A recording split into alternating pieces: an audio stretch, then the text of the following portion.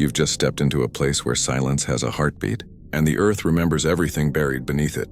Tonight's theme is burial sites. Graves that move when no one's around, soil that shifts like it's breathing, and promises whispered by those who were meant to stay underground.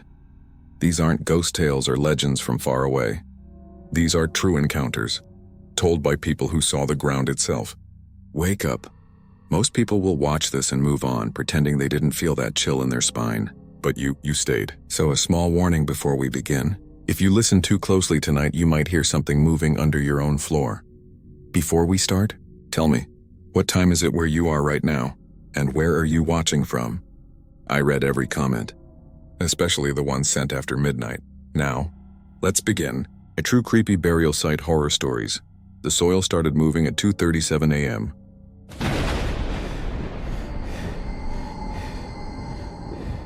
I don't even know why I'm writing this. Maybe to convince myself it actually happened, or maybe because I keep hearing that same scraping noise again, even though I've moved 3 towns away. It started the night I took the new job at Fairview Cemetery.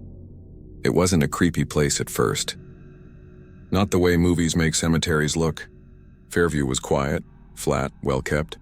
Rows of clean white stones, little flags stuck beside the veterans' graves, fake flowers stiff in the wind. During the day, it was just grass and silence, the kind of place you don't notice until someone you love ends up under it. I worked nights, security mostly, keep kids from sneaking in, make sure no one vandalizes the headstones. Easy work, they said. My shift ran from 10 p.m. to 6 a.m. I liked the quiet. I liked knowing the dead didn't care what I did. But around midnight, when the fog started crawling low over the ground, I always turned off my music. The wind through the old oak trees made a sound like whispering voices, and I didn't like drowning that out. It felt like I needed to hear it, just in case. The night it happened, the air was heavy. No moon. Just that kind of dark that swallows the edges of things. I remember glancing at my phone. 2:34 a.m.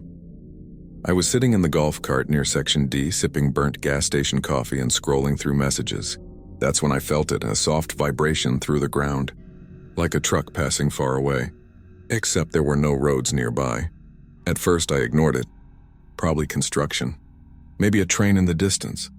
But then it came again, stronger. A dull thud deep underground, followed by another. The coffee rippled in my cup. I remember staring at it, waiting for it to stop. Then I heard it.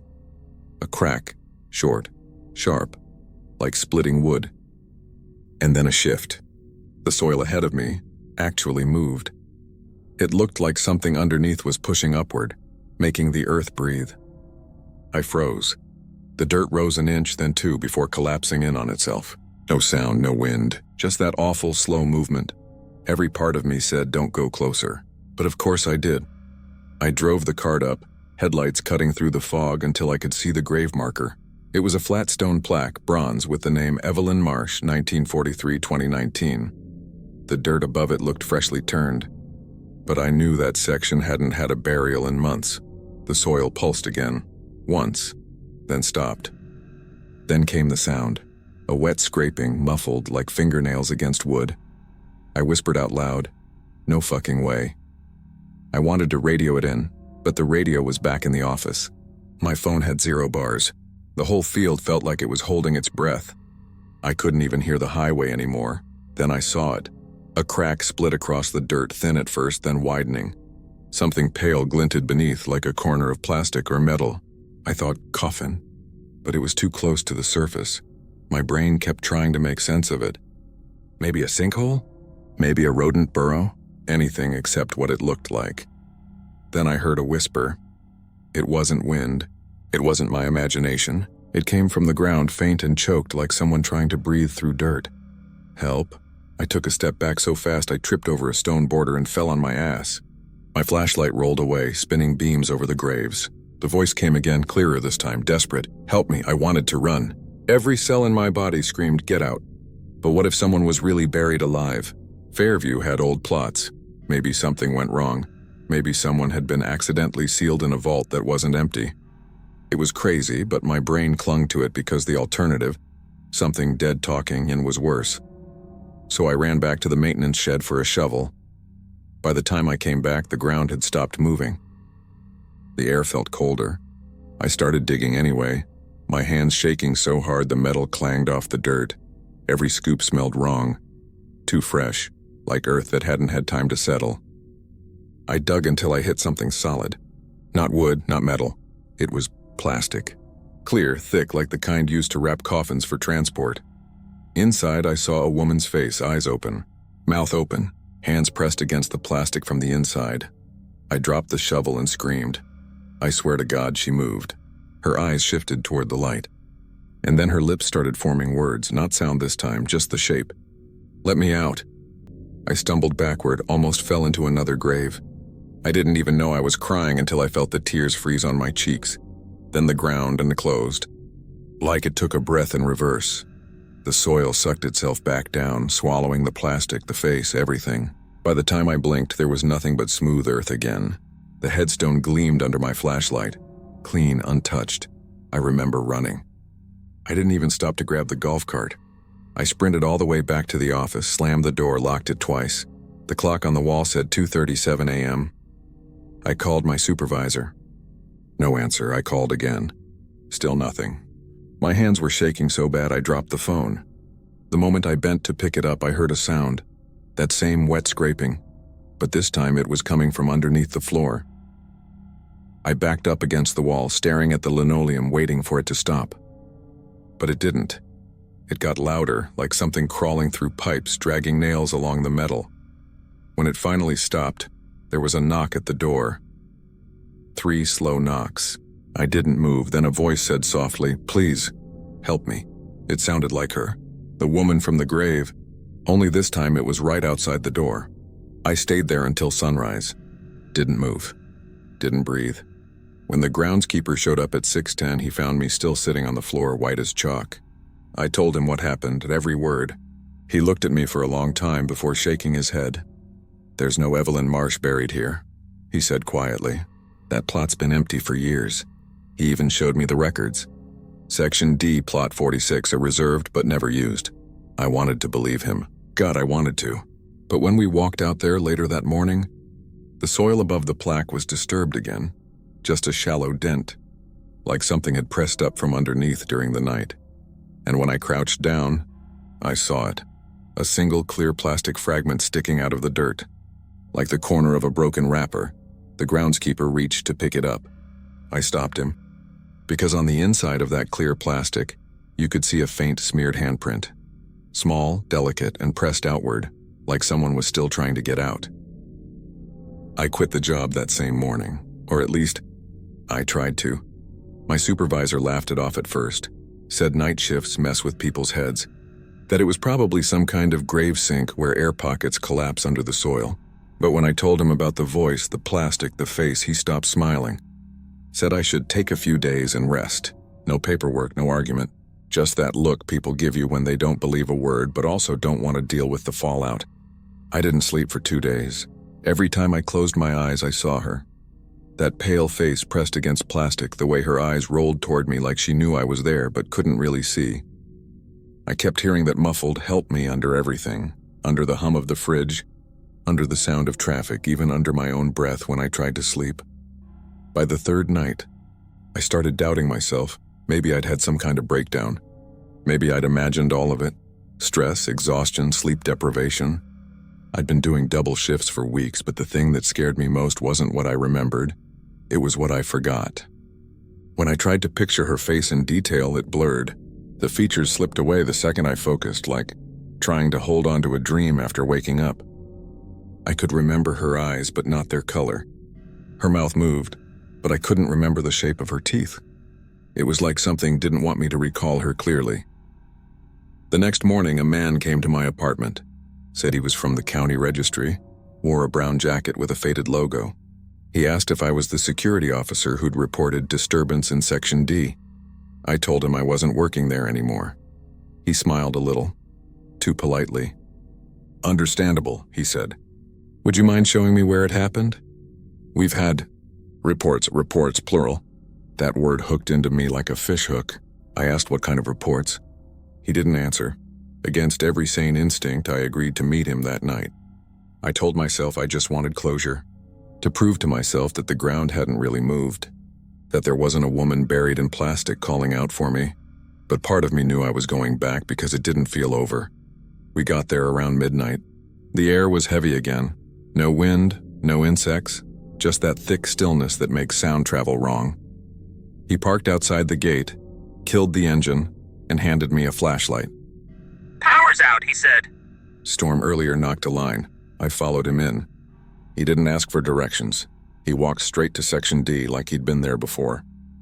The beam of his flashlight cut through the fog, hitting the bronze plaque, Evelyn Marsh. The ground looked different now. Flatter, like it had been recently smoothed over. He crouched down, brushed the dirt with his gloved hand. "You dug here?" "Yeah," I said quietly. She was right there. Plastic coffin or something like one. He didn't react, just pressed his hand into the soil and whispered something under his breath. I couldn't catch the words. It didn't sound like English. Then he stood up. "We'll leave it be," he said. "If it moves again, don't come back." I stared at him. "What the hell are you talking about?" "What is this?" He started walking back toward the gate without answering. "Hey," I called after him. "Who was she?" He stopped, turned slightly. His flashlight lit half his face. "There's no record of an Evelyn Marsh," he said. "Not in this county, not anywhere near here. But her name's been on that plaque since 1973. He left me standing there in the fog. I don't know why I didn't leave too. Maybe I wanted proof. Maybe I wanted to believe he was wrong. It was 2:36 a.m. when my phone buzzed, a low, short vibration. When I pulled it out, the screen lit up for a second before dying again. Battery drained. But for that 1 second, I saw a notification banner flash across the top. It said, "Camera motion detected, Fairview office." The camera was motion triggered. I hadn't touched the office feed in days. I shouldn't have gone there. But I did. The office was dark when I got in. Smelled like mildew and dust. The little security monitor on the desk was off. No power. I pulled my flashlight around, sweeping the beam across the walls. That's when I saw the footprints. Mud. Thin, human-sized, leading from the back door straight toward the desk, and then stopping. No exit prints, just stopping mid-room. I followed them slowly, heart hammering so hard I could feel it in my throat. When I reached the desk, something crunched under my boot. Plastic, a clear sheet stiff and crinkled, maybe 2 feet wide. I lifted it into the light. There was writing on it, smudged backward, like something printed from inside. I turned it around. It said, "Property of Marsh Funeral Services, 1973. I dropped it. My throat went dry. I remembered what the man had said. The name's been there since 1973. But the part that made me cold all over was this. Marsh Funeral Services went bankrupt 50 years ago after a scandal. I didn't remember the details, but the name had shown up when I searched that morning. They'd been accused of sealing unembalmed bodies in plastic to save money. My flashlight flickered. Something creaked in the back hallway. I froze. "Hello?" Nothing, then a slow drag, like something being pulled across linoleum, one step at a time. The sound stopped right outside the door to the office. The door creaked open an inch, just enough to see darkness beyond, and then a voice, hoarse, quiet, too close. "You shouldn't have dug me up." I dropped the flashlight. It spun, the beam rolling across the floor, catching bare feet coated in dirt standing just inside the doorway. I didn't look up. I couldn't. The air filled with the smell of wet soil. My lungs seized. When I finally dared to look, the light caught her legs. Thin, bruised, the hem of a funeral dress clinging to her knees. Mud streaked down her skin like veins, and then her face came into view. It wasn't the same as I remembered. Or maybe I'd never really seen it clearly before. Her skin was half-transparent, like something that had soaked too long in water. Her eyes were open wide, filled with something black, like rot. But her mouth was moving fast, like she was whispering over and over again. I couldn't make out the words. Just a broken rhythm of sound, like breath through dirt. I bolted past her, through the door, into the cold night air. I didn't stop running until I hit the main gate, climbed it, and fell hard on the other side. My knees were bleeding, my palms raw. I didn't look back. Not once. I told myself I was done. I went home, packed my stuff, and left town by sunrise. That was a week ago. The problem is, she didn't stay there. 2 nights after I moved, I woke up to my phone buzzing again. camera motion detected living room. I didn't even have cameras set up in the new apartment. Not yet. When I unlocked the phone, it showed a still image, grainy, black and white. A woman standing in the middle of my living room, hair hanging over her face. Bare feet caked in dirt. The timestamp said 2:37 a.m. I deleted it immediately. Reset the phone. Changed everything, passwords, accounts, even the number. But every night since, my phone buzzes again at the same time. 2:37. Always with that same message. I stopped opening them after the third night. But I can still feel when it happens, like the air goes colder. My walls creak in rhythm with something moving beneath the floorboards. Sometimes when I wake up, there's dirt on the sheets. Just a few grains at first, then handfuls. Last night I found something else. Under my bed there was a piece of clear plastic, thick, folded, with the same faint lettering on it. Marsh Funeral Services, and pressed against the inside was another handprint. Smaller this time, different, like there's more than one. I haven't slept in 3 days. Every time I close my eyes, I hear the soil shifting. It's subtle at first, like a heartbeat under the floor, but it gets stronger the longer I ignore it. I've tried recording it, but the moment I hit record, the noise stops. The files come out silent every time. I thought about burning the plastic, but I can't find it anymore. It's gone, like it was never there. Sometimes I think I should go back to Fairview, dig up the plot again, see what's really under there. Maybe if I uncover her fully, it'll stop. Maybe it's unfinished business or guilt or whatever people call it when something refuses to rest. But part of me knows if I go back, I won't come back at all. Because last night, I heard something new. Not the scraping, not the whispering. It was the sound of footsteps in the hallway. Slow, heavy, dragging. And then, right before they stopped outside my door, I heard her voice. Soft, almost kind. Please, help me, I'm not the only one. Then silence. When I opened the door, there was a small mound of fresh soil on the floor, right where her voice had been. In the middle of it was a small bronze plaque. I wiped away the dirt and read the engraving. Reserved plot. My name, 2025. The letters were already tarnished, like it had been there for years. I don't think she ever wanted help. I think she wanted company.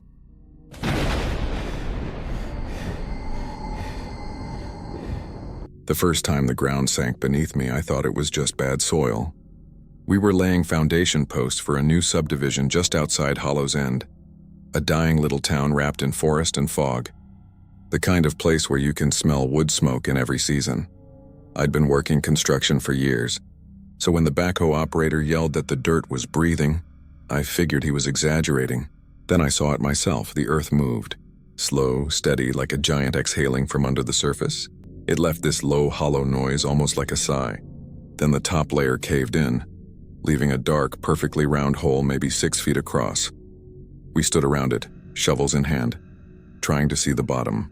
The pit was deeper than it should have been, a straight drop with the smell of wet metal and something older, almost sweet like rotting fruit. The site foreman, Rick, told us to fence it off and move to the next plot. That's standard. You hit a hole like that, you fill it later. But the guy running the backhoe, Tom, didn't move. He kept staring down into it. Doesn't look natural, he said. Like it was dug on purpose. He was right. The sides weren't jagged from collapse, they were smooth, circular, hand dug. I didn't say anything then, but the shape of it bothered me all day. It looked like a well, but there was no stone lining, no water, just endless dark. By lunch, rumors started. One of the guys swore this land had been used as a dump for bodies during the 1950s, when Hollow's End had its mining disaster. Another said it was a sinkhole caused by old tunnels. Rick didn't care about any of that. He just said, we're behind schedule. Fill it in by morning. That night, I was the last one at the site. I stayed behind to lock the storage container and check the equipment. The generator was still humming, the portable floodlights throwing long shadows across the empty lots. The hole, the pit, was maybe 20 yards away, just inside the tree line. I told myself not to look. But of course I did. The air around it looked wrong. You know how heat makes the air shimmer above asphalt? It had that same shimmer even though it was freezing out. I moved closer, slow, flashlight in hand. Something was moving inside. Not fast, just a faint, slow swaying motion like fabric caught in a draft. I crouched near the edge, pointed my light down, and the beam hit something pale. For a second, I thought it was a pipe. But then it turned, just slightly, and I realized it was a hand, not bone, not decomposed. Flesh-colored, the fingers flexed. I stumbled backward, nearly fell into the mud. My light slipped from my hand and rolled toward the pit, its beam bouncing off the rim before it dropped in. The light kept shining, spinning slowly as it fell. I expected to hear it hit bottom, but it didn't. It just kept getting dimmer until it was gone. The sound that came out next was soft, a whisper that barely reached my ears. "Come down." I ran. I didn't even grab my jacket. I sprinted all the way to my truck, tires spitting gravel as I tore down the access road. When I told Rick the next morning, he laughed until he realized I wasn't joking. He went to check for himself. I waited in the truck, hands shaking, stomach turning over. When he came back, he was pale. "There's nothing down there," he said. "No hand, no hole, just filled dirt."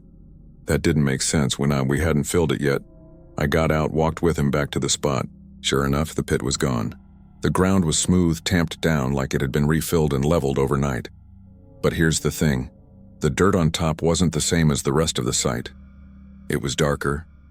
Wetter Tom, the backhoe operator, spat on the ground and said, "Someone's screwing with us." Rick shrugged. "Then whoever it is can pay for the delay." We moved on. Or tried to. That night I couldn't sleep. Every time I closed my eyes, I saw that hand. The way the fingers twitched like it was trying to grab something that wasn't there. At around 3 a.m., my phone buzzed. No number. Just a message. "You left something behind." I stared at it for a long time before blocking the number. But when I set the phone down, I noticed my work boots by the door. They were caked in dark mud. The same kind I'd seen at the pit. The next morning, Tom didn't show up. Rick assumed he slept through his alarm. But by noon, his wife called asking if we'd seen him. He hadn't come home after his shift. By evening, the police were there. They asked the usual questions. When I mentioned the pit, one of the officers looked uncomfortable. He told me not to spread stories. Said Hollow's End already had enough of those. That's when I started asking around town. The locals called that field the Hollow. Said back in the mining days, there'd been a cave-in, 20 men trapped underground. The company didn't have the money to recover the bodies, so they sealed the tunnels and built over them, except no one ever found where they sealed it. The pit, I realized, might not have been a sinkhole at all. It might have been one of the tunnels trying to reopen. 3 days later, the county halted construction. Ground instability. That's what the notice said, but I kept driving by after work. I don't know why. Curiosity, maybe. Guilt, definitely. On the 4th night, I saw someone out there, a shape moving between the floodlights. Thought it might be a trespasser. I parked and walked in, phone flashlight cutting through the fog. The ground looked disturbed again, freshly dug. And right in the middle, where the pit had been, someone had piled up a small mound of dirt, like a grave. There was a boot sticking out from the top. Tom's boot. I called out his name. Nothing. The wind picked up. Cold and low, whispering through the trees. I should have called 911, but instead, I grabbed the shovel from my truck and started digging. The dirt was soft, loose. It smelled like rust and rot. I kept digging until I hit fabric. Thin skin, but it wasn't Tom. It was Rick. Face up, eyes open, mouth full of soil. I fell backward, gagging. When I looked up, I saw movement in the pit again, like something shifting under the surface. And then a voice. This time I recognized it. It was Tom. He was whispering from below. "Stop digging. Please stop." Before I could move, the ground caved again, swallowing the hole and half the mound in one slow, soundless collapse. The shovel slid from my hands into the dark. When I shined my light down, I saw Rick's body being pulled sideways, disappearing beneath the soil like it was sinking in water. The dirt flattened itself, smoothing out completely as if nothing had ever been disturbed. I don't remember leaving the site. I just remember driving until the gas light came on, shaking so hard I could barely hold the wheel. They found Rick's truck still parked by the field the next morning. No one's found him or Tom since. The company sealed the site and put up warning tape, claiming it was a geological hazard. 2 days later, Hollow's End was hit by a rainstorm that lasted all weekend. By Monday, the entire construction area had flooded, except for one perfect, circular depression where the pit had been. Locals say you can still see bubbles rising from it after dark. I've driven past once since then, just once, and I swear when my headlights passed over the water, I saw the shimmer again, that same rippling air, like heat over asphalt, and beneath the surface, a faint pale shape moving just below the reflection. It looked like a hand, no, several, reaching upward.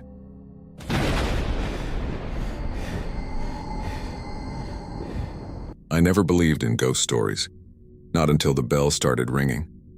I was hired last winter to help restore Maple Hollow Cemetery, one of those colonial-era graveyards tucked behind a church that no one attends anymore. The headstones were crooked and broken, most names faded into moss. I thought the job would be simple: clean the stones, reset the markers, replace the old iron fencing. But on my first night there, I heard something that made my stomach twist. A bell. It was faint, like a tiny jingle from far away. I figured it came from one of the nearby houses, maybe wind chimes or a church bell from town. Except it was almost midnight and there were no houses nearby, just woods, black and still. I stood there for a minute, shovel in hand, staring into the fog. Then it rang again.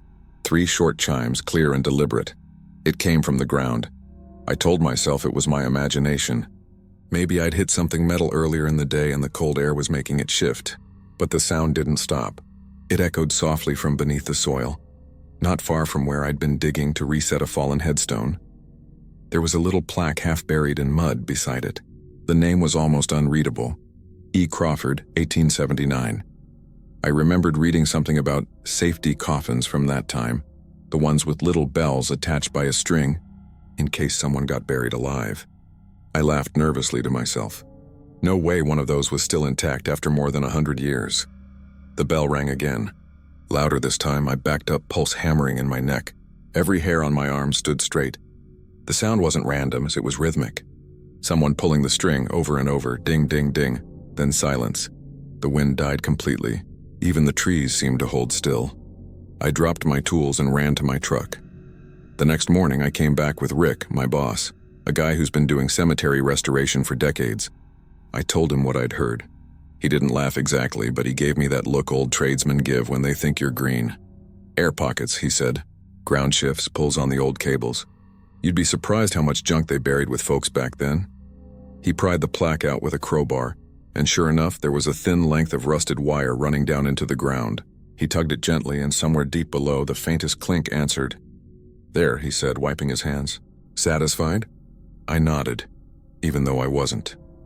That sound from last night had been different, sharp, desperate.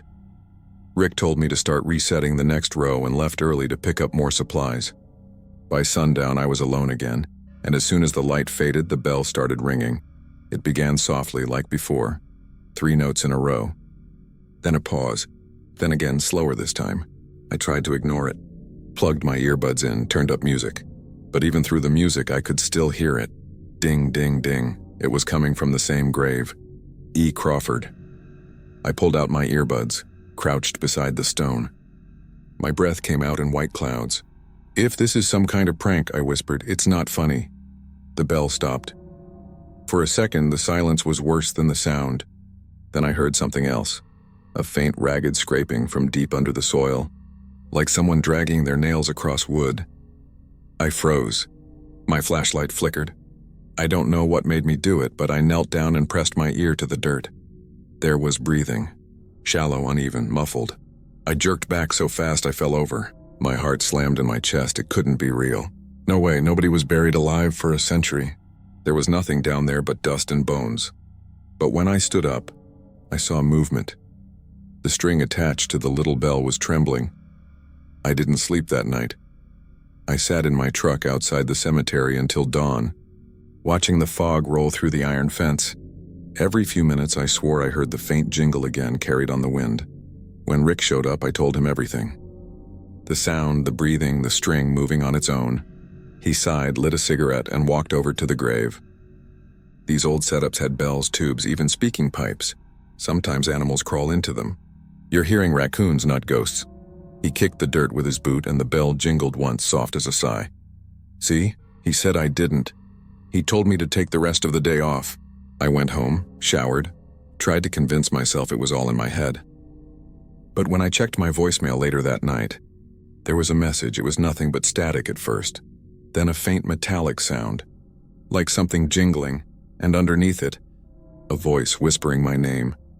I didn't go back for 2 days. When I finally did, Rick's truck was parked by the gate, but he wasn't answering his radio. The morning fog was thick, pressing low against the stones. The bell was ringing again. Not one this time. Several. I followed the sound through the rows until I reached the far side of the cemetery. There, at least 5 different bells were jingling softly, like a chorus in the wind. No wind was blowing. Every bell moved in unison. Same rhythm, same pause. Ding, ding, ding. Then silence. I called out for Rick, my voice cracking, no answer. I moved closer to the grave where I'd heard it first, E. Crawford. The plaque was gone. The ground looked disturbed, freshly dug. My stomach turned to ice. There were boot prints in the dirt, Rick's probably. But there was another set too, smaller, bare. Toes dragging like whoever made them was struggling to walk. And leading away from the grave was a faint trail of dark soil, streaked like something heavy had been dragged through the grass. It led toward the tool shed.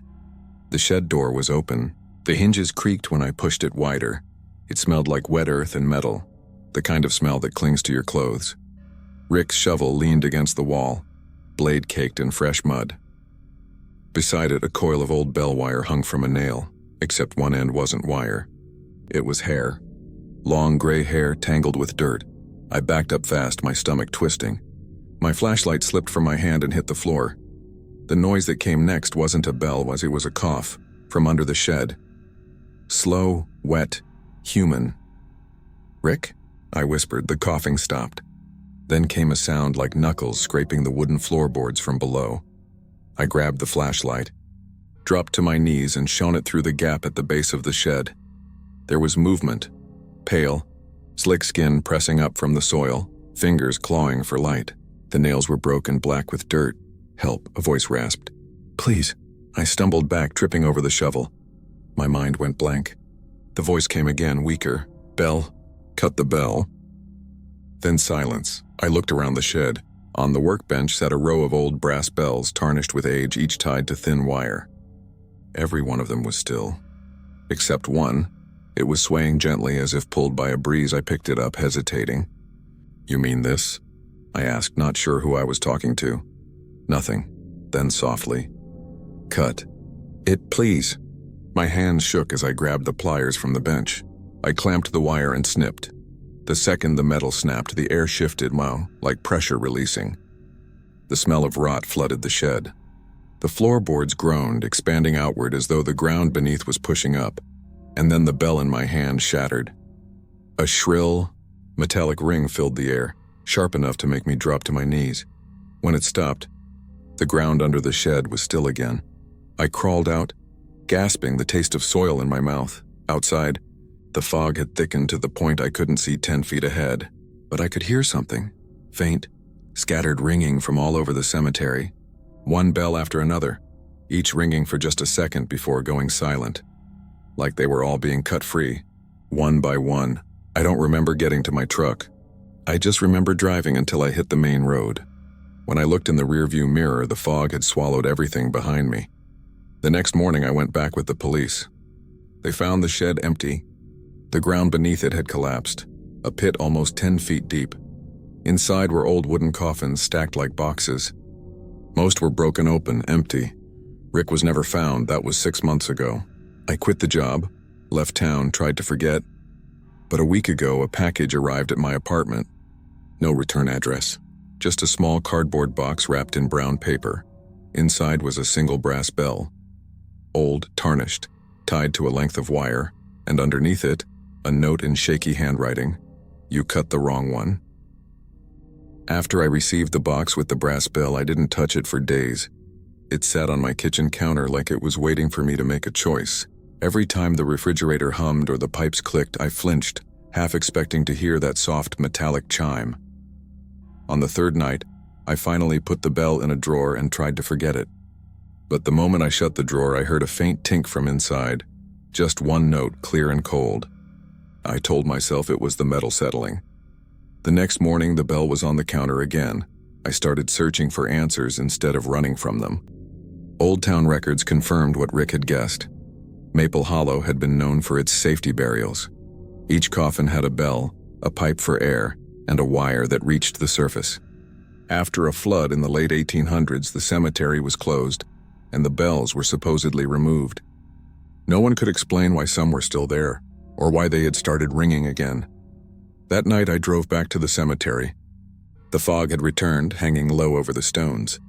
The shed was gone, replaced by caution tape and fresh soil, but the air still smelled faintly of rust. I carried the bell with me. When I reached the place marked E. Crawford, I placed it on the ground and waited. Minutes passed. Nothing. Just the soft hiss of wind through the grass. Then, somewhere far off, another bell answered. 3 short chimes, the same rhythm I'd heard that first night. I didn't run this time. I just stood there listening. The sound faded and the fog began to thin, revealing the rows of stones around me. Every one of them seemed peaceful still. For the first time, the cemetery felt less like a place of fear and more like a place asking to be heard. When I left, the bell stayed behind. Since then, the nights have been quiet. No more calls, no packages, no bells. Sometimes, though, when the wind is just right, I catch a single soft ring from far away, never loud, never close, more like a reminder. I've decided that's enough. Maybe those bells were never about warning the living. Maybe they were just a way for the dead to make sure someone was still listening.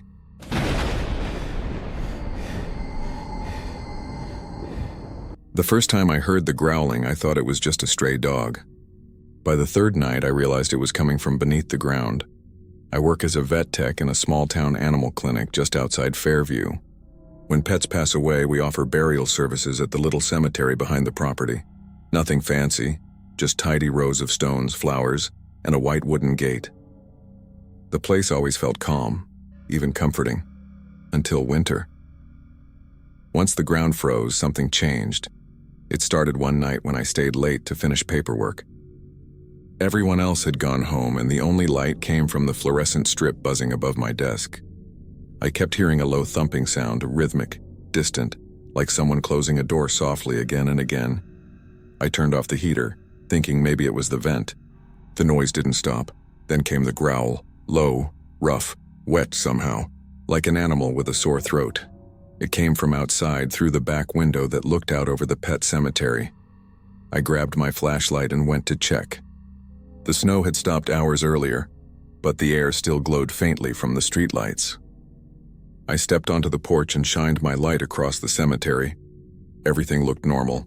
Rows of stones, tiny wine chimes clinking on some of the fences. But halfway down the path I saw it, one mound of snow trembling ever so slightly. I waited, breath fogging. The shaking stopped.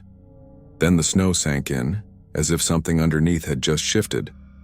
The next morning I asked my boss, Dr. Leary, about it. He waved me off. "Ground squirrels," he said. "They burrow even in the cold if the dirt's loose." He said it so casually that I almost believed him. Almost. That night, I stayed late again, part of me hoping to hear it, part of me praying I wouldn't. Around midnight, it started again. Not a growl this time. A scratching. Slow, deliberate. The kind of sound that makes your stomach twist because it's too steady to be wind. I turned off the lights and stepped outside. The snow crunched under my boots. The sound was coming from the same spot, near the grave of a golden retriever named Buddy, who died last summer. The small stone marker leaned slightly to the side, half covered by frost. The soil beneath it was moving. I crouched down, flashlight trembling. The dirt pulsed, pushing upward in short bursts like something underneath was pressing against it. And then, just for a second, I heard panting. It wasn't my imagination. It was close. Deep, ragged breathing. "Buddy?" I whispered before I could stop myself. The movement stopped. The air went still. Then faintly I heard a whine. Soft, pained, like a dog trying to cry. The next morning I told Dr. Leary again. He didn't laugh this time, but he didn't believe me either. He said it was emotional projection, that working around grieving owners can make you hear things that aren't there. He suggested I take a night off. I didn't. Instead, I brought a small audio recorder from home. At midnight, I placed it on Buddy's grave and sat on the porch with a cup of coffee waiting.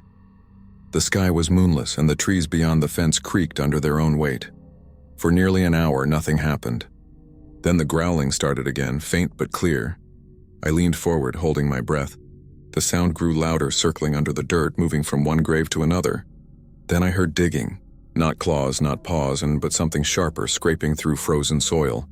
The noise stopped as suddenly as it started. The night went silent again.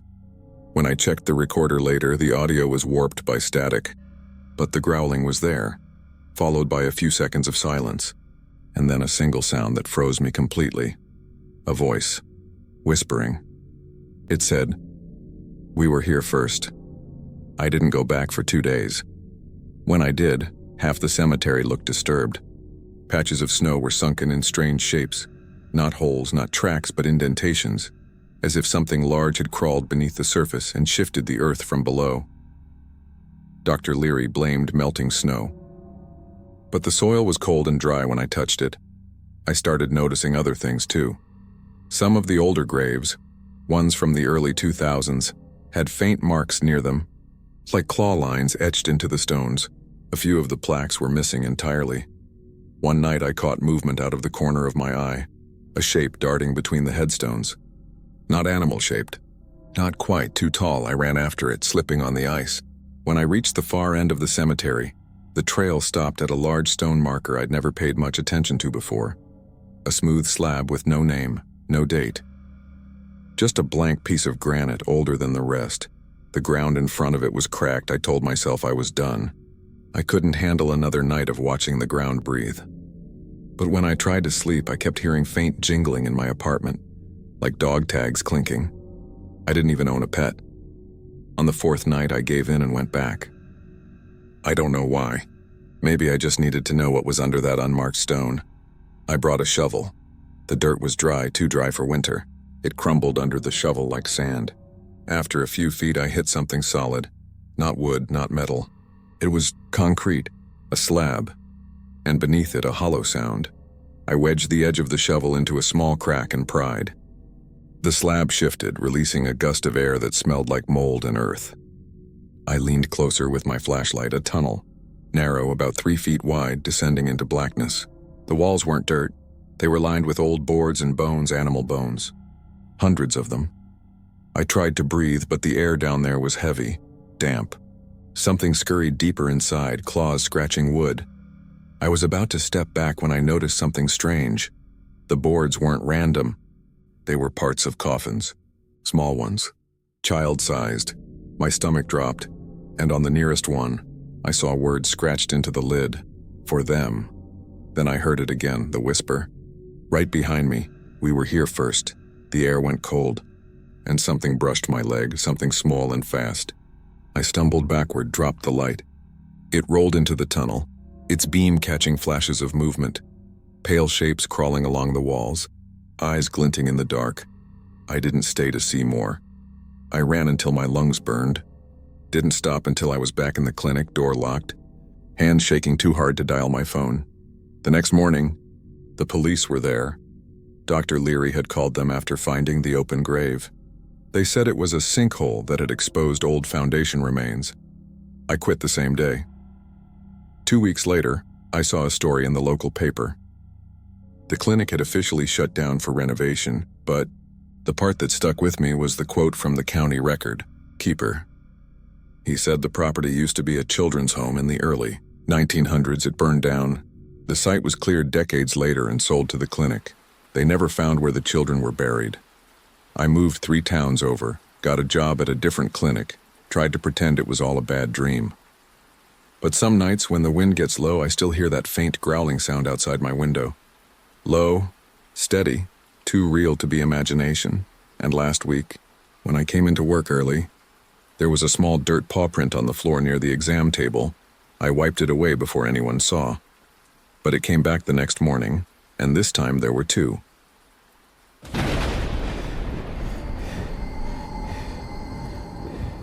I didn't mean to break it. The statue, I mean. When I brushed the dust off its face, the stone under my fingers gave way and a crack split straight down its cheek. A thin line of red seeped out, like blood but darker, sticky, smelling faintly of metal and rain. We were only supposed to catalog carvings, not touch anything. But the air inside the tomb was thick and still, and my flashlight beam kept catching that face. It was so human, so full of grief, that I forgot every rule the university had drilled into me. I was the youngest on the research team, a graduate assistant with more enthusiasm than sense. When they uncovered the crypt beneath the old monastery ruins in Saint-Mireille, the professors called it the discovery of the decade.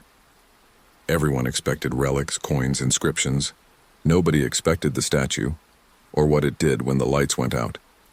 The entrance to the tomb was narrow, carved straight into the cliff behind the chapel ruins. It smelled of salt and stone. The walls were covered with murals so faded they looked like shadows of color. At the far end stood the statue, life-sized, robed, head bowed, hands clasped over its chest. The locals called it the Weeping Saint. They said once every 100 years, it cried blood. I thought it was a story to scare tourists until I saw the red line running down its face. Oxidized mineral, Professor Harlan said when I called him over. Iron deposits reacting to moisture. It happens. He dabbed at it with a cotton swab, wrote something in his notes, and moved on. But when he turned away, the line thickened again, like the stone was bleeding faster the more we looked at it. We set up lights and equipment, started mapping the chamber. Every hour or so, the bulbs flickered, even though the generator outside was steady. Each time it happened, the air seemed to tighten, pressing against my chest. By midnight, everyone else had gone back to camp. I stayed behind to pack up the samples. I remember how quiet it was. No wind, no insects, just the faint hum of the bulbs and my own breathing echoing off the walls. Then the crying started. It was soft at first, like someone far away sobbing under their breath. I turned off the generator thinking maybe it was feedback. The sound didn't stop. It was coming from the statue. I stepped closer. The red line down its cheek glistened in the flashlight beam. For a second, I swear it moved. Not the whole statue, just the eyes. They looked wet. The sobbing grew louder, echoing around the stone chamber. My throat went dry. "Hello?" I whispered. The sound stopped. Then something fell. A drop, hitting the floor near my boot. Another. Then another. I shone the light up. The statue's eyes were leaking. Not water. Not mineral. Thick, dark red. I stumbled backward, dropped the flashlight. The beam spun across the walls, catching a shape in the corner. A carved relief I hadn't noticed before. It showed people kneeling before the statue. Only in the carving, the statue wasn't stone. It was alive, and the people were bleeding from their eyes. The next morning, I told Harlan what I'd seen. He laughed, said it was condensation colored by rust. "You've been down there too long. Get some sleep." But that night, the others heard it too. The faint crying that echoed through the cliff. No one wanted to admit it. But no one slept either. On the third night, one of the researchers, Anna, went missing. Her sleeping bag was empty, her boots gone. We found her footprints leading toward the tomb. The door was open. Inside, the statue looked different. Its head was tilted slightly higher, and both of its stone hands were streaked red. At its base lay Anna's notebook, soaked through with something dark. The local authorities closed the site, but the university insisted on finishing the work. Harlan said we were victims of hysteria. "You people want miracles so badly you invent them." But I noticed how his hands shook when he said it. We resumed cataloging, trying to ignore the smell that had begun to seep from the cracks in the stone. Sweet, rotten, almost like fruit left in the sun. The statue kept bleeding, a slow, steady trickle that pooled at its feet. Harlan collected a sample. That night I heard him retching behind his tent. When I asked if he was okay, he didn't answer. I looked inside his tent and saw him sitting on the floor, staring at the vial of red liquid in his hand. His eyes were watering, not from sickness, but from something else. He was crying, only his tears were red. He wouldn't let anyone near him after that. Said he just needed rest. But by morning, his tent was empty too. That's when the others decided to leave. I should have gone with them, but something in me needed to understand. I couldn't stop thinking about that whisper I'd heard my first night in the tomb. A sound so faint I thought it was the wind. It had said, "Don't look away." I went back down one last time. The air felt heavier than before, damp and warm. The statue's face was streaked with dark lines that trailed all the way to the floor. The puddle at its base shimmered like oil. I don't know why I did it, but I reached out. The liquid was thick, almost sticky. It burned when it touched my skin. "Who are you?" I whispered. The crying stopped. Then the voice came again, soft, almost kind. "Witness." The ground shuddered. The lights flickered and went out. In the flash of my dying flashlight, I saw the statue's hands begin to open. Inside its palms were bones, tiny, brittle, arranged like offerings. "Children's bones!" I dropped the light and ran. The tunnel behind me groaned like the whole cliff was breathing. I didn't stop until I reached the surface. They closed the site for good after that. The report said structural collapse. The university stopped returning my calls. I tried to go back to normal life, but small things kept happening. Mirrors fogging on their own. Drops of red water appearing on my window. A faint sound at night like someone quietly weeping just outside my door. Last week I found Harlan's notebook in my mailbox. No name, no return address. The pages were covered with one phrase written over and over in shaky red ink. The saint was never human. I burned it. Or tried to.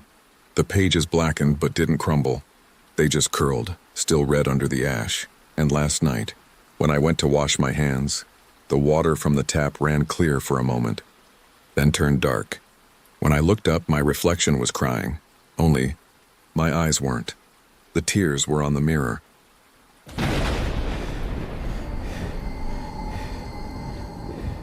When the water started to drop, everyone thought it was a miracle. After 10 straight months of drought, the town of Stillwater finally had its lake back, or at least what was left of it. By late July, the shoreline had pulled back almost 20 feet. Boats sat half buried in mud. Old beer cans, fishhooks, and driftwood dotted the cracked bottom. People came down to take pictures, wading out where they used to fish. But then the headstones appeared. At first, they looked like rocks, jutting out of the dried lake bed. But when the sun hit them right, you could see the carvings, names, dates, crosses. It turned out that Stillwater Lake had been built over a cemetery. I didn't grow up here. I moved to Stillwater 2 years ago for a quieter life. After losing my brother, I couldn't stand the noise of the city anymore. The lake had always been my place to think, to sit on the dock at dusk and listen to the water breathe against the shore.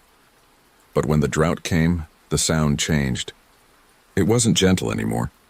It was hungry, sucking and gurgling like something trapped beneath the surface. I didn't pay attention to the grave rumors until the morning I found the first headstone half buried near the pier. It read, Eleanor Pike, 1911-1932. Someone had scraped a line through the date. By the end of the week, there were dozens of them. People came down in crowds, picking through the muck with sticks and phones, taking selfies beside tilted stones. The town set up barriers and told everyone to stay back, but people didn't listen. I went down one evening after work. The lake bed smelled like rot, thick, sour, the kind of scent that sticks to your throat. I walked until the mud sucked at my boots and found myself standing between two crooked headstones, both leaning toward each other like they were whispering. That's when I heard it. A soft shh sound, like water moving even though the lake was still. At first I thought it was wind, but the air was dead calm. The sound was coming from below. The ground shifted under my feet. I stumbled back, my boot landing in a patch of water that hadn't been there a second earlier. It bubbled once, then went still. That night, I dreamed of the lake full again, black water lapping at the edge of the graves, soft voices calling from underneath. The next day, the sheriff posted signs warning people to stay away. Soil instability, they said. Possible gas pockets. But the locals kept sneaking down at night. I know because I started doing it too. I don't know what I was looking for. Maybe a connection, maybe my brother. He drowned when I was 16. Different lake, different life, but every time I looked at Stillwater, I thought of him. On the fourth night, I brought a flashlight and a recorder. The air was thick, damp, even though there hadn't been rain in weeks. I reached the lowest part of the exposed lake bed and found a row of stones half sunk in mud, each one slick and dark. I clicked on the recorder and whispered, "Is anyone here?" For a few seconds, nothing. Then a faint hiss came through the speaker, like breath against a microphone. Almost dropped it when I heard my name. whispered, clear, from the recorder. But it wasn't my voice. I ran back to my truck and replayed the audio a dozen times. Every time I heard it the same way. The hiss, a pause, then a whisper saying my name. The next morning I brought the recording to the sheriff. He looked at me like I was sleep-deprived. "It's just interference," he said. "That place is full of methane. Makes weird sounds when it escapes." Maybe he was right. But that night the lake started whispering names again. Only now it wasn't just mine. People across town reported hearing it too. Some said they heard their late parents, others their children. One old man said he heard his wife calling from the water, asking him to come home. By the next week, 3 people had gone missing. All of them last seen walking toward the lake at night. I stopped going near it.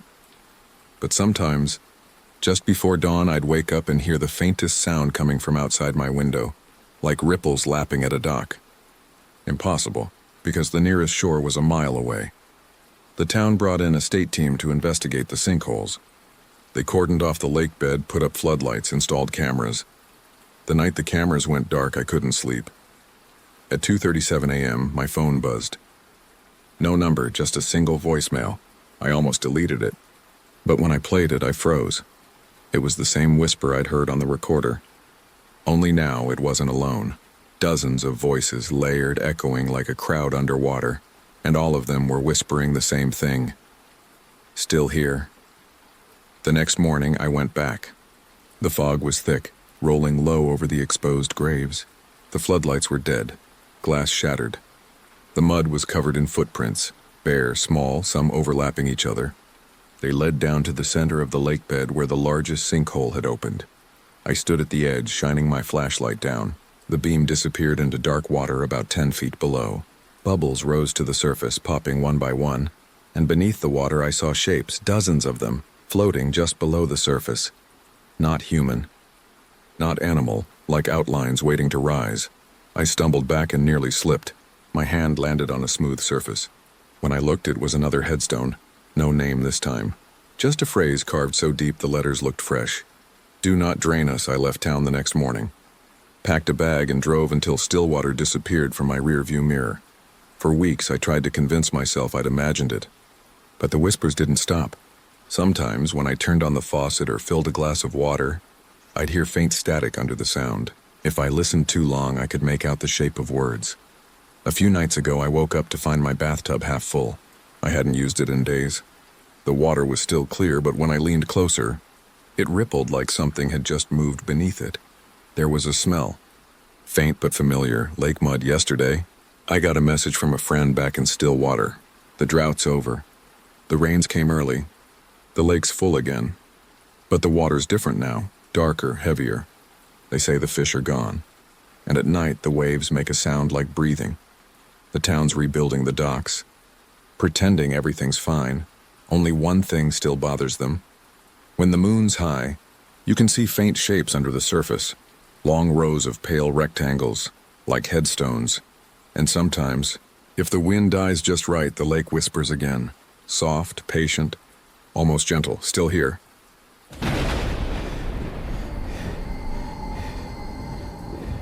The first time the ground moved, I thought it was just settling soil. By the third time, I stopped pretending. I've worked maintenance at Maplewood Cemetery for 9 years. It's quiet work, trimming grass, resetting stones, keeping things tidy for families who still visit. Most of the graves are old. The newest ones are from the 90s. Nobody gets buried here anymore. Not officially, which is why Grave Nar 14 always bothered me. It wasn't supposed to exist. Every section in Maplewood is numbered, neat rows, each with a map. Section C stops at grave number 13. I've checked the ledger, the old handwritten books, the county records. There's no listing for a 14th plot, but there it is, tucked between 2 crooked trees near the fence line. A narrow mound, a small stone with no name. Just a number carved into the granite, 14, no date. No flowers, nothing. The first time I noticed it was 3 years ago. I was trimming the edges when I saw a small patch of ground that looked too fresh, too soft.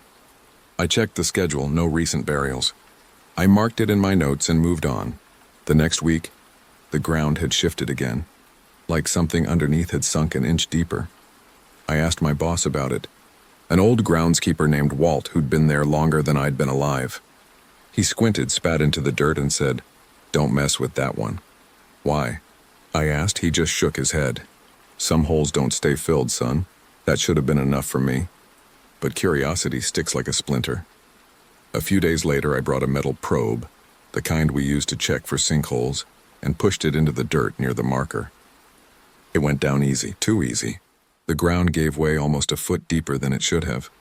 When I pulled the probe out, the tip was wet. I thought it was groundwater. Until I smelled it, it wasn't water. That night, I dreamed of someone calling my name. It sounded muffled, like a voice under a blanket or under dirt. I told myself it was stress. But the next morning, grave number 14 looked different again. The mound was flatter, smoother, almost like something beneath had settled into place. That's when I noticed the stone itself had moved. Just slightly, maybe 2 inches forward, but it left behind a faint groove in the soil, like it was being pulled. I tried to ignore it for weeks until the winter thaw came. The melting snow turned the ground to mud, and every day the earth around that grave sagged a little more. One morning I found footprints leading straight to it.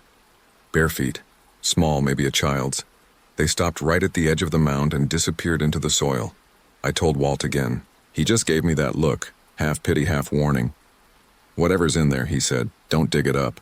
We already tried once, and what do you mean we?" I asked. He sighed and rubbed his forehead. "Before your time, couple of us opened it, found a coffin old and rotted, nothing inside but dirt." He paused, eyes distant. 2 days later, the hole filled itself, like it breathed. After that, I started keeping watch. Every night, I'd drive by on my way home, headlights sweeping the rows. For months, nothing. Then one night in June, I saw someone standing over it. A tall figure, maybe a man, coat blowing in the wind. He wasn't moving, just staring down at the grave. When I flicked on my high beams, he turned, slowly. I swear his face was wrong. Not in a monster way, just wrong. Like the eyes were too deep, the skin too pale, the mouth too wide. He didn't run. He just stepped backward into the shadows and was gone. When I checked the spot the next morning, there were no footprints, just the same soft soil, and the stone had moved again. By August, I couldn't stand it anymore. I brought a shovel and a flashlight and waited until after dark. The air was hot and still. Not even the cicadas were singing. When I dug the first scoop, the smell hit me. Wet earth, old metal, something faintly sweet and rotten. I told myself it was just decay, but the deeper I went, the stronger it got. About 3 feet down, the dirt changed color from dark brown to grayish clay. That's when I heard the first sound. A thump, soft, slow, like something knocking from below. I froze, shovel halfway in the air. Another thump, louder this time, and then, from deep in the hole, a faint whisper. I dropped the shovel and stepped back. The hole seemed to pulse, dirt shifting like it was breathing. When I turned to run, the ground sank under my foot. My leg went straight down to the knee. I screamed and yanked it free, crawling backward. When I looked down, the hole I'd made had closed, just sealed itself like the earth had swallowed it. And from beneath the dirt came one last quiet sound. A sigh. I didn't sleep that night. When I went back the next morning, the grave was perfect again, like nothing had ever been touched, but the stone was gone. In its place was a small hole no wider than my hand. Inside it, I could see something pale. I reached in and pulled it out. A tooth. Human. Big. Flat. Perfectly clean. I threw it away and told myself I'd never go near that spot again. Winter came fast that year. Snow covered the graves, hiding everything. I tried to pretend it wasn't there. But one morning, while clearing the path, I noticed something strange near the fence line. A line of footprints in the snow, all leading to one spot. Grave 14. The snow there hadn't settled. It looked puffed up, uneven. I brushed it away with my glove and saw something carved into the ice. Numbers, dozens of them, but Maplewood only went up to 13. When I stepped back, I realized the ground behind it was different, like a faint outline of another mound just starting to rise, another grave forming. I called the county office again, asked if there were any new burials scheduled. The clerk checked twice, nothing. That night, I went back with a flashlight and saw it for myself. A new grave, fresh dirt, no stone yet, no flowers, just a bare patch beside where narration 14 had been. The next morning, a new marker stood there, Perfectly carved, same granite, same font. Walt quit that day. He didn't say why, just handed in his keys and muttered, "Not again." When I asked him what he meant, he said, "Check the records." So I did. The old cemetery books are kept in a locked cabinet at the town hall. I signed them out and found something odd. Every 20 years or so, new entries appeared. Extra graves that didn't belong. No names. Just numbers. Each time they started where the last left off. It had been 21 years since the last one. The following week, I came down with a fever. Couldn't sleep, couldn't eat. Every time I closed my eyes, I saw dirt shifting, stones sliding forward, rows of graves stretching endlessly. When I finally dragged myself back to work, I noticed something under the frost near the 115, a small hole. Just like before, I didn't reach in this time, but I watched it. And after a few minutes, something pushed up from inside, a tiny white pebble. Except it wasn't a pebble, it was another tooth. The cemetery's been closed to the public since then. Officially, it's for maintenance. Unofficially, the town just doesn't want people asking questions. There's talk about moving the bodies, but no one can agree on how many there actually are. Last week, I went back at dusk to lock up the gate. The fog was thick, hanging low. When I passed Section C, I stopped. The ground looked uneven again. There were new mounds. Not one, not two, 3. Each with a small stone, perfectly aligned. 17. 18. And a space waiting beside them, flat, smooth, untouched, just big enough for one more. I turned to leave. But as I reached the gate, I heard it. A faint sound behind me, not footsteps. Whispering, I couldn't make out the words. But it sounded like counting. Slow, patient, 13, 14, 15, 16. I didn't wait to hear what came next. It's been a month since then. I don't work there anymore, but I still drive past Maplewood on my way into town. The gate's always locked, the grass overgrown. But yesterday I noticed something that made my stomach drop. A new headstone. Right by the entrance, where there was never one before. The number carved into it was 19, and beneath the number, someone had etched words into the granite. Rough, uneven like it was done by hand. Count with us.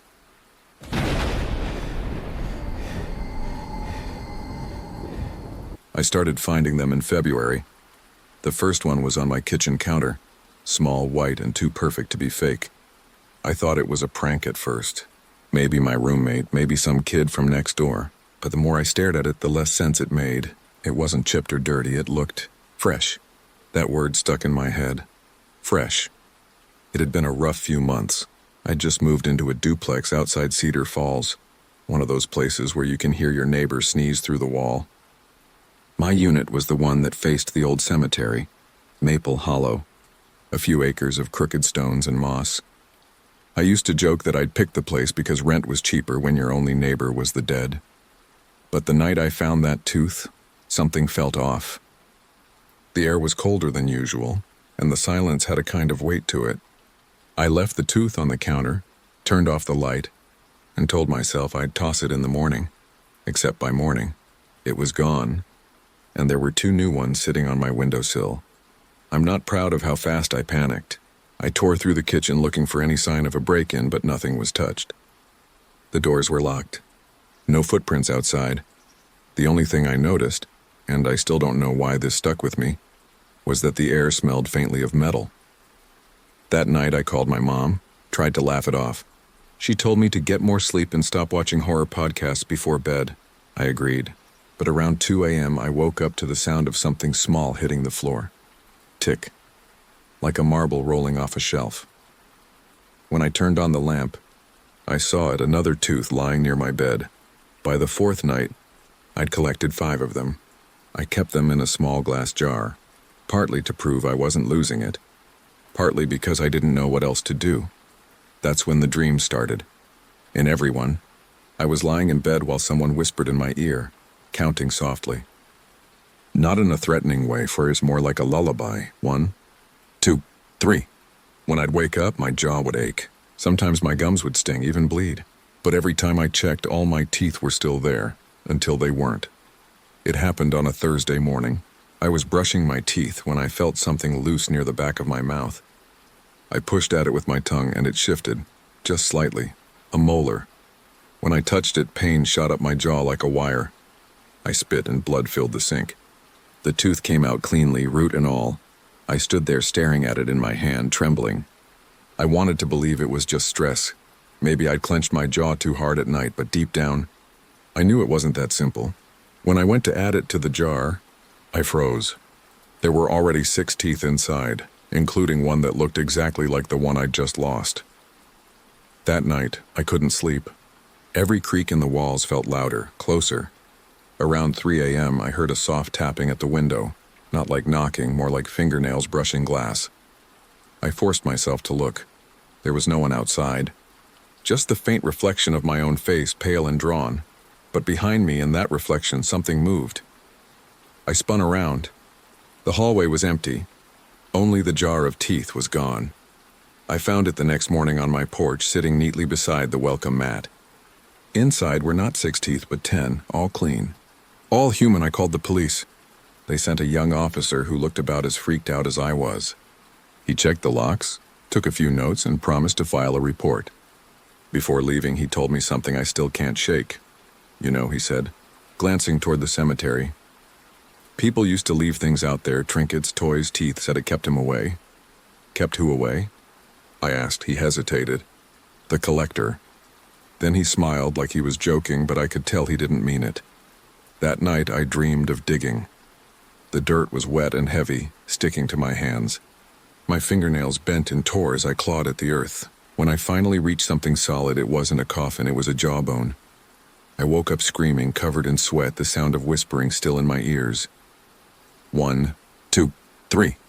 When I went to the bathroom, my reflection looked wrong. My gums were pale. My lips trembled. And when I smiled, I don't even know why I smiled. One of my canines was gone, no blood. Just empty space. I didn't go to work that day. I packed a bag and drove to my friend Nora's place across town. She tried to calm me down, even made me laugh about the tooth fairy going rogue. But when I told her about the dreams, her face went pale. She said her grandmother used to tell stories about Maple Hollow, about a man who lived near the cemetery 100 years ago. A grave robber. They called him the Collector. He'd dig up bodies and pull their teeth for gold. When he died, the townspeople buried him in the same cemetery he'd stolen from. But they say he never stopped collecting. Now he just takes them from the living. I wanted to call her crazy, but that night at Nora's I woke up to the sound of something moving in the guest room. The floor creaked. I stayed perfectly still, listening. Then came that same soft sound, like fingernails tapping glass. When I finally worked up the courage to turn on my phone flashlight, I saw it. A small white object resting on the windowsill, a tooth I left before sunrise. Drove back home because somehow I thought maybe if I faced it directly it would stop. The house smelled wrong, musty, metallic, like old blood. The jar of teeth was back on the counter, and now it was full. I counted them. 28. That's how many teeth an adult has without wisdoms. I ran to the bathroom, trembling. My mouth looked normal, but I could feel it.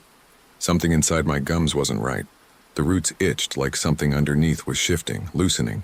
When I pressed on one of my front teeth, it moved. Not slightly. Not like a wiggly baby tooth, it turned. Just enough to face the wrong direction. That was the night I finally called someone who believed me. Walt, the old caretaker from Maplewood Cemetery. He sounded tired but calm, like he'd been waiting for this call. "You've seen the teeth?" he asked. "Yes," he sighed. "Then you've been chosen." I almost laughed. Chosen for what? To replace what he lost. I told him I didn't understand. Walt said there's a grave at the far edge of the cemetery, one with no name, just a small metal plate that reads, Collector. He told me the ground around it never stays still, that sometimes when the rain hits right, the soil moves like it's breathing. If you don't take them back, he said, he'll keep taking yours. I went that same night. I don't even remember deciding, and it felt automatic. Like the choice was already made. The fog was thick, rolling low over the grass. My flashlight barely reached 5 feet ahead. I carried the jar with both hands, the teeth clinking softly inside. When I found the grave, it looked exactly as he described. A shallow mound, the plate half buried in dirt. I knelt down and set the jar in front of it. "Here," I whispered. "Take them." Nothing happened. The wind was dead still, and then the jar moved. Just an inch at first. Then it slid forward, slowly tipping on its side. The lid rolled off. The teeth spilled out into the dirt, scattering like seeds. I tried to step back, but the ground sank beneath me. The soil was soft, too soft. It pulsed under my hand. Something touched my ankle.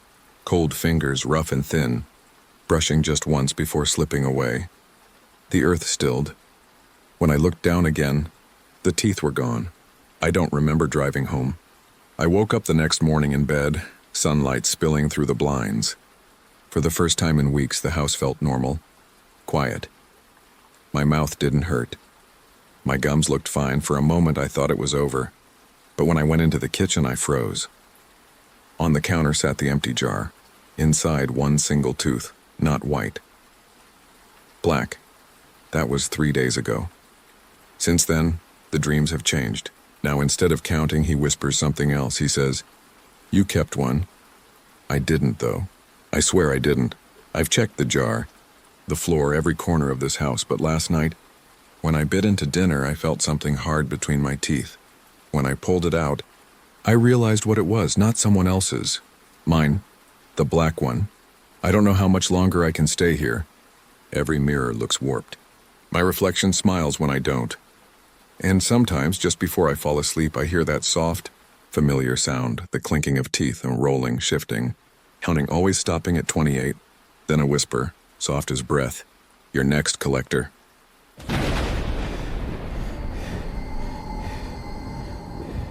I never meant to make the promise. It just slipped out, something you say to calm the dying. But when you work nights in a cemetery, words have weight. It was early spring, the ground still half frozen. I'd been filling a grave near the north fence when the caretaker, old Mr. Madsen, coughed so hard he dropped his lantern. He was pale, breathing in short, wet gasps. I helped him to the bench beside the shed, and that's when he gripped my sleeve. "Promise me," he whispered, eyes wide. "Promise you'll keep it covered." I asked him what he meant. He just stared toward the far corner of the yard. The part no one visits, where the grass never quite grows right. "The old plot," he rasped. "Don't let them open it again." Then he pressed something into my hand, a rusted key on a leather string. Before I could ask another question, his head fell back against the bench. By morning, he was gone. The next night, I unlocked the gate alone. The air was damp, smelling of clay and iron. I tried not to look toward the corner he'd mentioned, but my flashlight found it anyway, a section where the stones leaned inward, almost touching. The earth there seemed higher than the rest, like something had swelled underneath. I told myself it was frost heave. I even said it out loud just to break the silence. Still, I could feel that promise sitting heavy in my throat. For a week, nothing strange happened, unless you count the feeling of being watched. When I worked near the fence, I'd catch shadows shifting where there was no wind. Once I heard a slow scrape like metal dragging through dirt, but the sound stopped as soon as I turned. Then, one night around 2 a.m., the key Mr. Madsen had given me slipped out of my pocket. It hit the ground with a dull ring and rolled a few feet, straight toward that raised corner. When I picked it up, the soil beneath my boot felt soft. I pressed down. It gave way almost an inch. That was when I realized the ground wasn't rising. It was sinking. I went back to the shed for a shovel, not to dig, I told myself, just to check for erosion. The first scoop of dirt came up darker than the rest, wetter, almost oily. Beneath it, I saw wood, a lid. But the wood wasn't horizontal like a coffin. It was vertical, like a door set into the earth. I dropped the shovel and backed away. Then something tapped from the other side. Just one quiet knock. I ran, locked the shed, sat in my truck until sunrise. By daylight, the patch looked ordinary again. The soil was flat, the air still. I could have convinced myself I'd imagined it, except for the key. When I checked my pocket, the leather cord was gone. In its place was a smear of wet clay shaped like a fingerprint.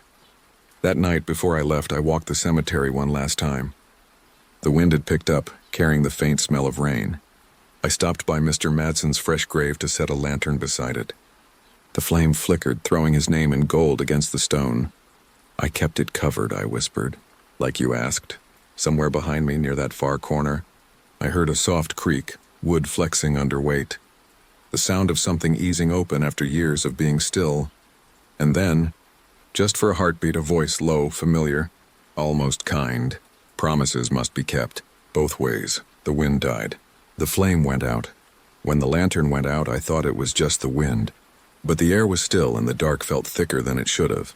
I took one step backward, then another.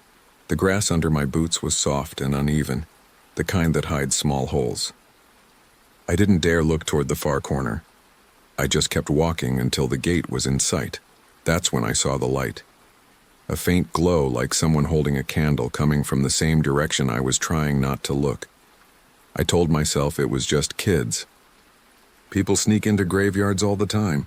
But when I called out, "You're not supposed to be here," the light didn't move away, it moved closer, more steady, weaving between the stones. The glow grew brighter, and I could make out a shape now, tall, narrow, holding something that flickered like fire cupped in two hands. I should have run, but part of me thought maybe it was Mr. Madsen's lantern. Maybe someone found it. Maybe that was all. Then the light stopped. I could see the outline clearly now. A man's figure, head slightly bowed, shoulders bent. He was standing right where that sunken patch had been, and in that instant I understood. The lantern wasn't in his hands. It was inside the earth, shining upward through the soil. By morning the patch was closed again, flat, no sign of digging. But the grass was blackened, burned in a perfect rectangle. I didn't tell anyone. How do you explain something like that? Instead, I went home and tried not to think about it. But the next night I woke up at exactly 2:37 a.m. to a faint rattling sound. It wasn't outside, it was inside the house. I followed it to the kitchen. The key, the one that had vanished, was hanging from my doorknob, swinging gently like it had just been touched. When I tried to grab it, it was cold. Not metal cold, earth cold. There was a small tag tied to the leather cord. It was new, the ink still wet. It said, "Keep your promise." For days, nothing else happened. The cemetery stayed quiet, and I started to convince myself that whatever it was, dream, trick, haunting, I'd honored my part. I'd kept it covered. Then one afternoon, the groundskeeper who replaced me called. He said a storm had washed part of the hillside loose near the fence line. He'd found something underneath. Old boards, iron hinges, the remains of a small wooden door buried in the mud. Was this some kind of storage pit? He asked. I almost lied. I almost said yes. But the words that came out were different. "Bury it again," I told him. "Tonight." "Don't wait," he laughed. "Why? You think something's in there?" I didn't answer. That night I dreamed of the cemetery again. But it wasn't empty this time. Lanterns glowed among the stones, dozens of them. Figures moved quietly between the graves, slow and deliberate, carrying shovels. Each one looked up as I passed, their faces pale and familiar, people I'd buried over the years. At the far end, by the fence, someone was waiting. A tall shape, coat torn, hands streaked with dirt, Mr. Madsen. He didn't look angry. "Just tired. You promised," he said. "I kept it," I whispered. He shook his head. "Not the ground, boy. The door." Then he turned and pointed toward the black soil behind him. It was open again, wide, dark, breathing, and I heard my own voice echoing from inside it. Promises must be kept. Both ways. I woke before dawn, heart hammering, and drove straight to Maplewood. The gate was locked, but I could see the far corner from the road. The grass there was smooth again, untouched. I almost believed it was over, until I noticed something new beside the fence. A small mound of dirt. Fresh. Still damp from the night rain. And at its head, a wooden marker carved by hand, no name. Just 2 words burned into the grain, Gravedigger's Promise. Since then, I don't go near cemeteries. Not even to visit family. But sometimes late at night, I hear the soft clink of metal in my pocket, the sound of a key that shouldn't be there. And every time I check, my hand comes away with dust under my nails like I've been digging in my sleep. I thought I'd escaped it. Months passed and the key never came back. The dreams faded. Life settled into something close to normal. Until last night, I woke to the sound of shoveling. Not outside, beneath the house. The rhythm was steady, scraping metal against dirt, pause, then scrape again. I tried to tell myself it was pipes or an animal, but the sound had purpose. Someone was digging. I crept to the floor vent and listened. The air coming up was cold, heavy with the smell of wet soil. The shoveling stopped, and for a moment the silence was worse than the noise. Then a soft knock echoed from below, 3 slow taps against the floorboards. I whispered, "No." It was the only word that came out. The taps came again, closer this time. I stumbled back, grabbed the flashlight, and aimed it at the vent. Dust swirled in the beam. Then something pale pressed against the metal grating from beneath. A hand. Old gray fingertips cracked and caked with earth. It brushed the vent once, then withdrew. The knocking stopped. When morning came, I went outside and checked the foundation. Near the back of the house, right under my bedroom, the ground was disturbed, soft, darker than the rest, shaped like a small, shallow grave. Sticking out of the soil was the key, but this time it wasn't rusted. It was new, polished, gleaming in the sun. That night I couldn't bring myself to go inside. I sat in the truck with the engine running, staring at my dark windows. I don't remember falling asleep, but I woke to a sound I'll never forget, the door opening on its own. Cold air spilled out from the hallway. And from somewhere inside, faint but clear, came a man's voice. "Your turn to keep it closed."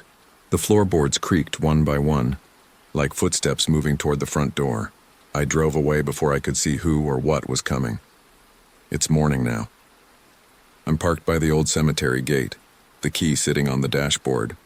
I keep thinking maybe if I return it, if I bury it again, this will stop. But the ground beyond the fence looks wrong. The far corner, the one I swore I'd never go near, has changed. There's a new mound there. Fresh dirt. No marker yet, it's the exact size of a grave, and just now, as the wind moved across the field, I saw something glinting on top of it. Metal. Catching the light. A key. Exactly like the one on my dashboard. I blinked, and now there are 2. Both identical. Both waiting.